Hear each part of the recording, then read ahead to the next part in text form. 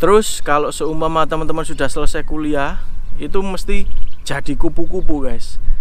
Saya pernah dapat fail itu sampai 4 kali atau 3 kali, udah di warning.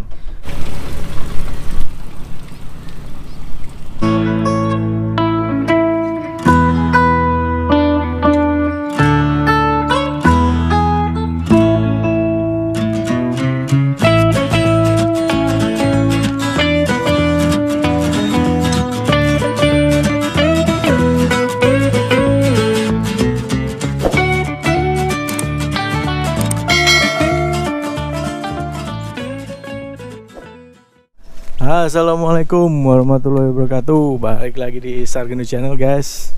Gimana kabar kalian hari ini? Saya harap kalian baik-baik saja dimanapun berada. Terima kasih buat teman-teman yang sudah subscribe dan juga share video saya ke teman-teman yang lain. Semoga video saya bisa memberi manfaat dan juga hiburan.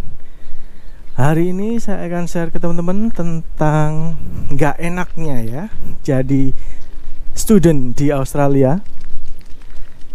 Kalau seumpama selama ini di video saya itu hanya membahas enaknya saja, jadi nggak afdol kalau seumpama kita nggak membahas yang nggak enaknya. Jadi stay tune di video saya sampai habis. Kita juga jalan-jalan di sekitar pinggir laut ini ya guys ya. Jadi di sini namanya East Arm. Di sebelah sana itu adalah apa ini? Kelihatannya pembangkit tenaga listrik ya di situ ya. Saya tujuannya hari ini untuk sharing ke teman-teman itu tujuannya bukan ngeluh guys ya. Saya udah waktu itu saya niatin ke sini dan entah itu enak atau enggak udah saya jalanin, pasti bakal saya jalanin kayak gitu. Jadi saya udah niatan gitu loh ke sini. Dan ini saya buat kayak gini sharing cuman buat info saja.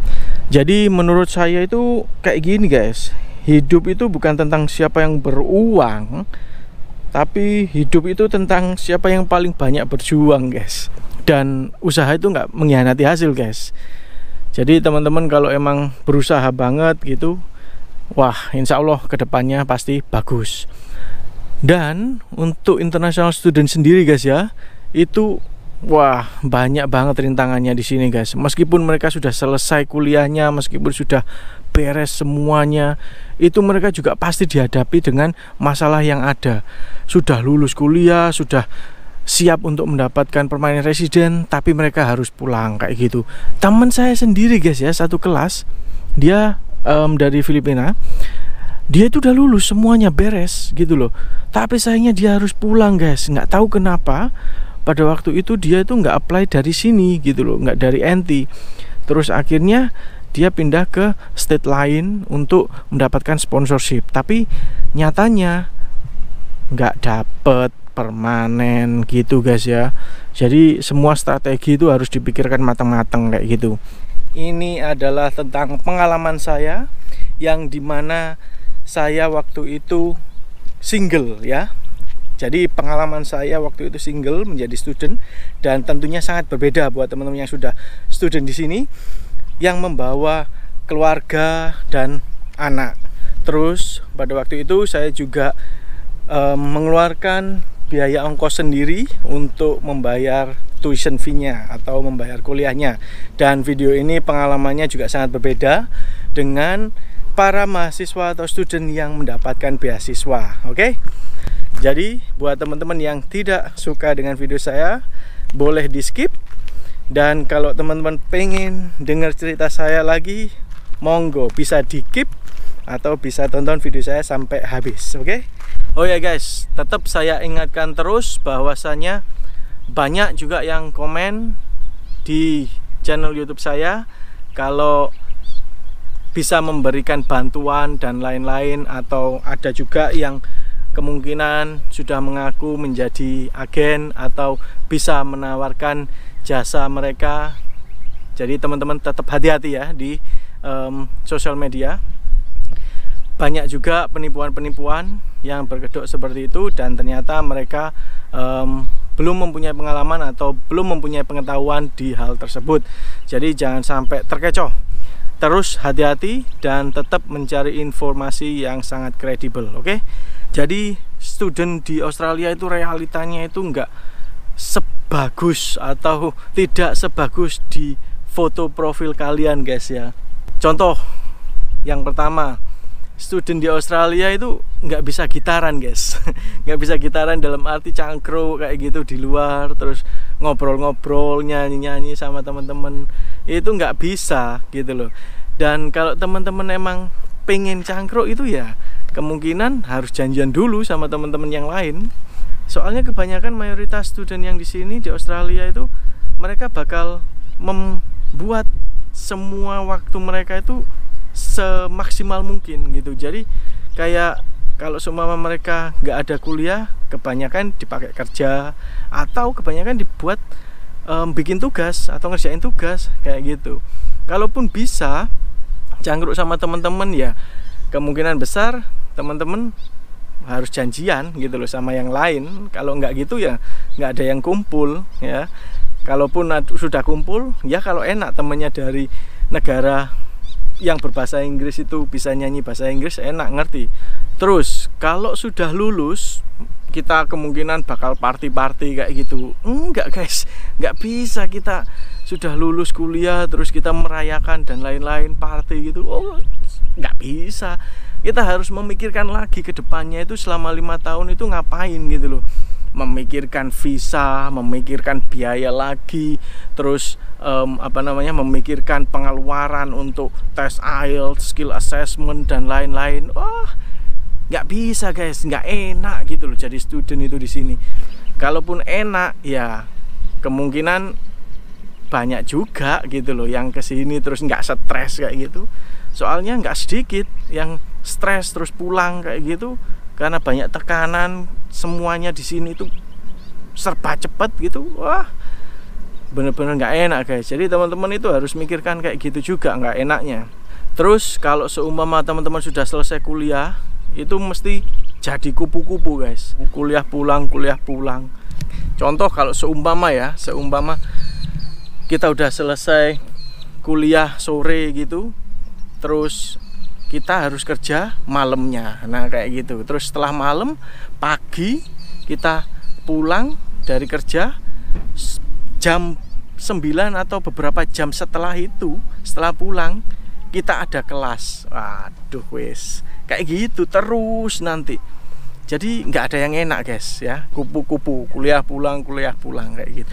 Terus kalau seumpama di sini itu tugasnya nggak bener-bener berhenti, terus tiap minggu, tiap hari itu kuliah itu tugas itu nggak ada habisnya.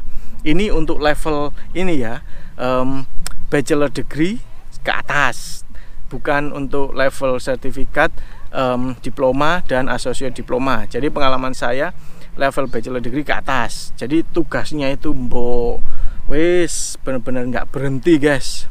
Terus kalau memikirkan pekerjaan ya, kerja buat student itu, wah bener kerjanya part time, nggak terlalu banyak, tapi jadwalnya itu guys yang bikin ketat itu jadwal kita kuliah dan juga sama kerja. Jadi kemungkinan itu terus gitu loh, ongoing, kuliah kerja itu. Jadi bisa sampai kerja mimisan guys waktu itu saya. Keluar darah gitu loh, sampai segitunya gitu loh ya. Kalau seumpama di Australia, kalau teman-teman punya pengalaman yang lain ya kemungkinan beda gitu kan. Kalau saya pengalamannya seperti ini, bayar sendiri dan juga memikirkan semuanya itu sendiri. Beda kalau ada yang dapat beasiswa dan masih ditanggung oleh orang tua atau ditanggung oleh keluarga, nggak masalah gitu. Kalau saya bener-bener tanggung sendiri, itu pengalamannya seperti ini, kerja mati-matian guys ya. Dan belum lagi kalau seumpama sudah nerima semesteran nilai, waduh kalau seumpama ada failnya, gila bos. Saya pernah dapat fail itu sampai 4 kali atau 3 kali, udah di warning sama ini kampus.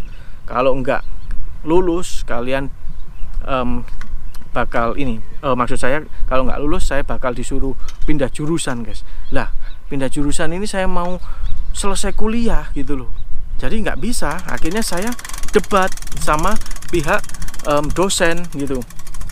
Debatnya itu ya memakai ini guys, bahasa Inggris. Teorinya yang kita pakai, kita yang pelajari harus bener-bener paham gitu. Nggak cuman debat ngeyel-ngeyelan kayak gitu tanpa ada basicnya kayak gitu. Nggak bisa kayak gitu. Jadi kita harus bener-bener memikirkan itu, kita tahu gitu loh apa yang kita debatkan sama dosen itu. Saya sampai waktu itu ya ampun, wah 3 kali 4 kali fail guys, udah di warning.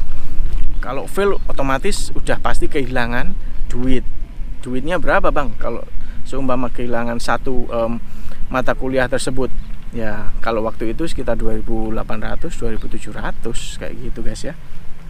Itulah beberapa nggak enaknya dari pengalaman saya sendiri. Kalau teman-teman kemungkinan sudah kesini terus enak, ya kemungkinan beda lagi gitu loh. Pengalamannya juga pasti sangat beda, nggak sama kayak saya. Terus kalau seumpama kayak saya sendirian terus kesini itu, wah semuanya harus serba sendiri, harus bayar sendiri, nyari uang sendiri, dan semuanya pasti bener-bener nggak gampang gitu, harus diperjuangkan sendiri gitu. Jadi kuliah itu, menjadi student itu semua aduh tekanan guys. Jadi kalau teman-teman nggak siap dengan banyaknya tekanan, nggak siap dengan deadline dan lain-lain, wah wes bisa stres guys, beneran bisa stres. Kalau teman-teman belum siap, ya monggo bisa disiapkan dulu mentalnya. Karena kalau seumpama nggak lulus, harus siap kehilangan. Kehilangan apa? Waktu, duit, dan lain-lain. Ya guys, di sini ada yang baru saja selesai dari berlayar. Kita lihat prosesnya.